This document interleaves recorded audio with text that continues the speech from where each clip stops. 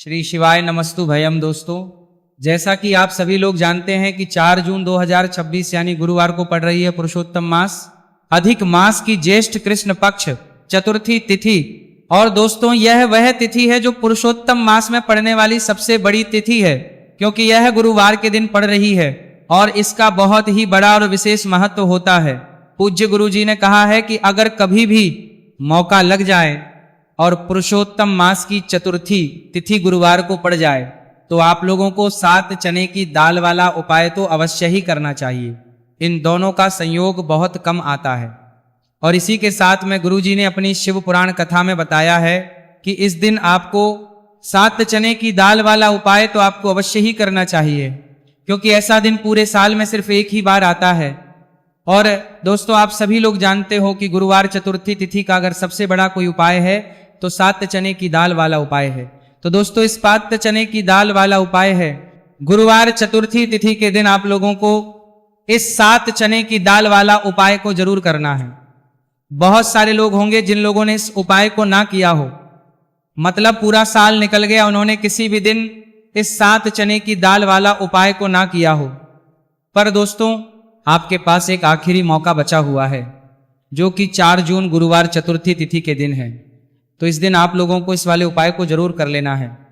भले ही आपने मास भर इस उपाय को ना किया हो, पर अगर आपने इस पुरुषोत्तम मास के गुरुवार चतुर्थी तिथि के दिन अगर इस वाले उपाय को कर लिया तो आपको इस उपाय को करने का वो फल मिलेगा जिसकी आपने कभी कल्पना भी नहीं करी होगी।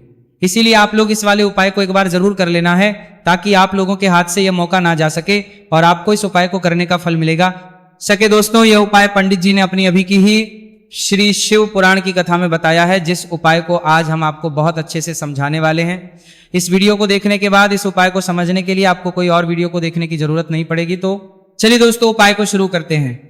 देखिए, ये इस पुरुषोत्तम मास के गुरुवार चतुर्थी तिथि के दिन ये इतना खास होता है, इतना महत्वपूर्ण होता है। देखा गया है कभी कभी बड़े बड़े पूजा पाठ अनुष्ठान से जो मनोकामना नहीं होते, वो पुरुषोत्तम गणात मास के गुरुवार चतुर्थी तिथि के दिन एक छोटे से उपाय करने से ही आपकी मनोकामना पूर्ण हो जाती है।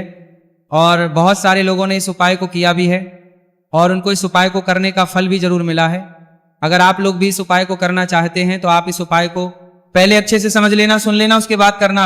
आपको इस उपाय का फल जरूर मिलेगा और इस उपाय को कर लेने से आपके घर में चाहे किसी भी प्रकार और समस्या क्यों ना चल रही हो, आपको उसका कारण भी नहीं पता है कि भाई ये समस्या किस कारण से चल रही है, उसका कुछ भी कारण हो सकता है, जैसे पितृदोष हो सकता है या किसी भी तरह का मंगल दोष भी हो सकता है। तो इस दिन आप लोगों को ये वाला उपाय कर लेना है। ये एक ऐसा उपाय है जिस उपाय को अगर किसी विशेष दिन पर किया जाए तो भाई उस विशेष दिन का जो है वह तो हमें मिलता ही मिलता है, पर हमने उस दिन पर इस उपाय को है तो हमें उससे भी बड़ा फल मिलता है और फल बहुत जल्दी मिलता है, क्योंकि आप इस उपाय को बहुत ही बड़े और विशेष दिन पर कर रहे हो।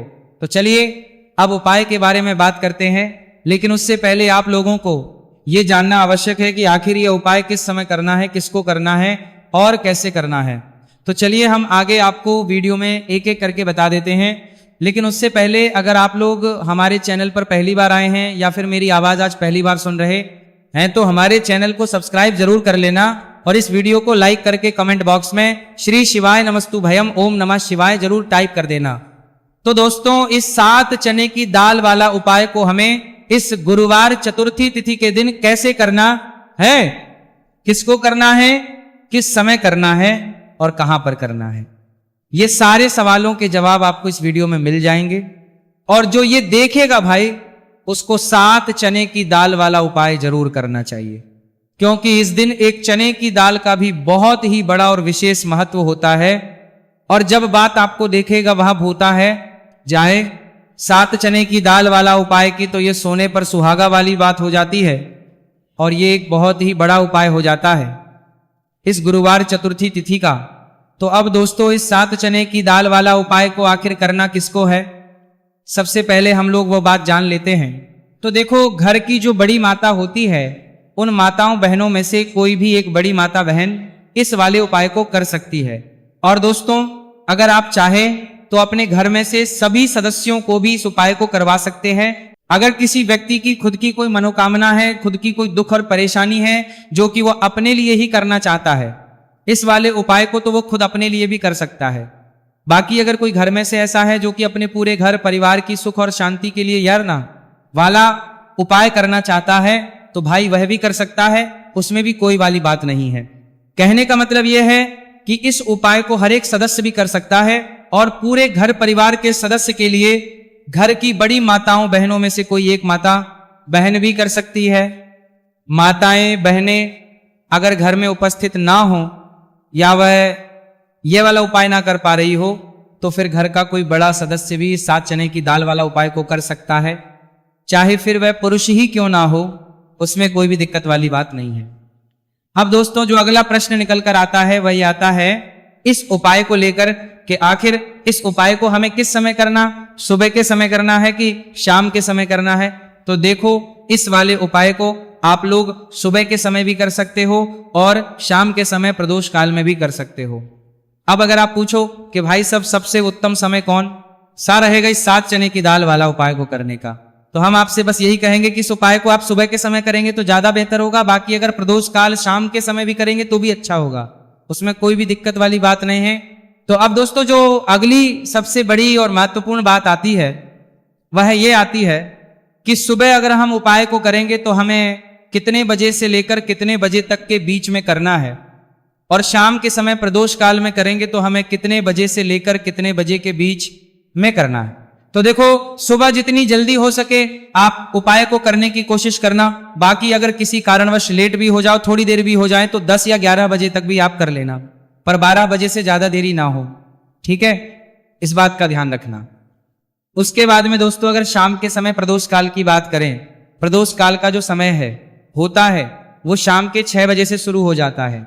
मतलब शाम के 6 बजे से लेकर 7 बजे के बीच का जो समय होता है ये समय प्रदोष काल का समय होता है। तो आप इस उपाय को 7 या 8 बजे के बीच में भी कर सकते हो।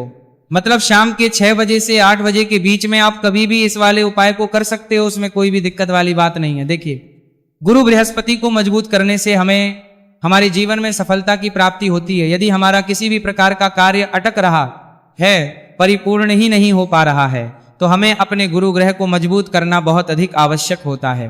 देखिए जब भी आपको ऐसा लगने लगे कि आपका जो जीवन है बहुत ही ज्यादा दुर्भाग्य के साथ बीत है, आपके कोई भी कार्य सिद्ध नहीं हो पा रहे हैं, तो जीवन में दुर्भाग्य को सौभाग्य में बदलने के लिए आपको यह चमत्कारिक उपाय करने चाहिए।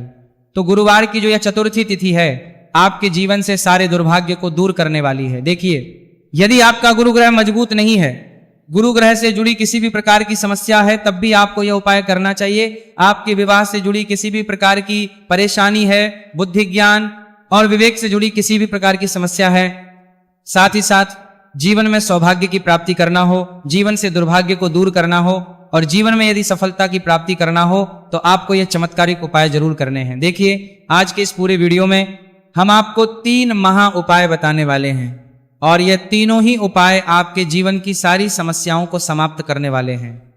तो चलिए दोस्तों जान लेते हैं विशेष उपाय के बारे में। देखिए इस उपाय को करने के लिए आपको मात्र 7 चने की दाल लेनी होगी, यानी कि आपको 7 चने की दाल लेनी होगी। देखिए चने की दाल जब भी आप लेंगे तो यह कहीं से भी टूटी हुई भी खंडित नहीं होनी चाहिए, इस बात का आपको विशेषकर ध्यान रखना है। इसी के साथ में आपको एक तांबे के पात्र के अंदर शुद्ध जल लेना होगा और इसी के साथ में आपको एक स्टील की कटोरी लेनी होगी जिसमें आपको शुद्ध जल लेना है। इसी कटोरी के अंदर आपको 1 से 2 गुड़ के टुकड़े भी डाल देने हैं, यानी कि आपको गुड़ वाला जल तैयार कर लेना है। अब इन तीनों ही सामग्रियों को लेकर के आपको पहुंचना है भगवान शिव के मंदिर में। देखिए दोस्तों यह जो उपाय है आप इस गुरुवार चतुर्थी तिथि के दिन सुबह से लेकर के शाम तक किसी भी समय में कर सकते हैं। देखिए दोस्तों सबसे पहले तो आपके पास जो 7 चने की दाल है, इसे आपको जो आपने गुड़ वाला जल तैयार किया है उसमें आपको डालनी है। आप 7 चने की दाल भी ले सकते हैं, 11 चने की दाल भी ले सकते हैं, 21 भी ले सकते हैं, और यदि आप 41 चने की दाल लेते हैं तो बहुत ही शुभ होता है। तो आपके पास जितनी भी चने की दाल है सबसे पहले तो आपको उसे गुड़ वाले जल के अंदर डाल देनी है। अब देखिए दोस्तों आपके पास जो एक लोटा शुद्ध जल है, इसमें से थोड़ा सा जल सबसे पहले आपको भगवान शिव की शिवलिंग के सीधे तरफ जहां गणेश जी का स्थान होता है वहां पर आपको अर्पित करना है। फिर थोड़ा सा जल श्री कार्तिकेय जी वाले स्थान पर अर्पित करना है। फिर आपको थोड़ा सा जल माता अशोक सुंदरी वाले सन पर अर्पित करना है। फिर आपको थोड़ा सा जल माता पार्वती के हस्तकमल यानी कि कटी वाले भाग पर अर्पित करना है। और अंत में आपको थोड़ा सा जल भगवान शिव के शिवलिंग पर भी अर्पित कर देना है। और उस पात्र के अंदर आपको थोड़ा सा जल और शेष बचा लेना है, यानी कि पांचों ही स्थान पर थोड़ा थोड़ा जल अर्पित करने के बाद अंत में शेष जल और उस पात्र के अंदर आपको बचा लेना है।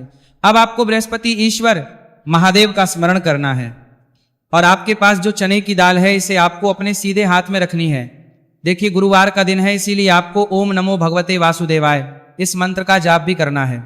अब देखिए दोस्तों, आपके पास जितने भी चने की दाल है, चाहे 7 है, 11 है, 41 है, उतनी बार आपको बृहस्पतिश्वर महादेव का स्मरण है। और ये जो चने की दाल है इसे आपको भगवान शिव के शिवलिंग पर अर्पित कर देनी है। आपको लगातार बृहस्पतिश्वर महादेव का स्मरण करते रहना है। अब देखिए अंत में जो आपने उस पात्र के अंदर शेष जल बचाया था इसे आपको भगवान शिव के शिवलिंग पर ही धीरे धीरे अर्पित कर देना होगा।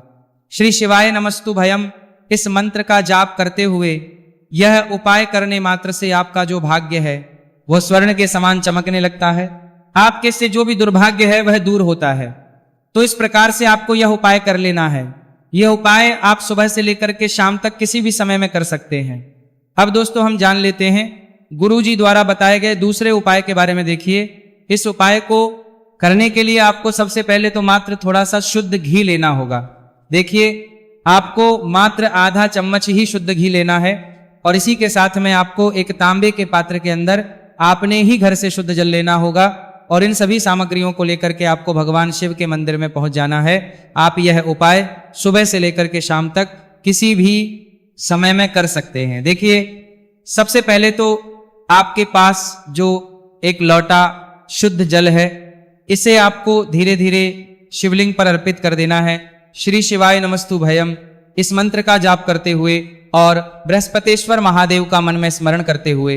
अब देखिए दोस्तों, आपके हाथ की जो अंगूठे के पास वाली उंगली होती है, तर्जनी उंगली, उसमें आपको यह शुद्ध घी लेना है और इस उंगली से आपको शिवलिंग पर जहां माता अशोक सुंदरी का स्थान होता है वहां पर आपको इस घी से अच्छे से लेपन करना है, यानी कि माता अशक्त सुंदरी वाले स्थान पर आपको अच्छे से घी का लेपन कर देना है।